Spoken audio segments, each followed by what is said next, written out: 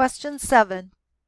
The question reads, what is the smallest value in column F? So I've got to find column F, and then I'm going to come below that column in that cell F21, and I'm looking for the lowest number or the minimum.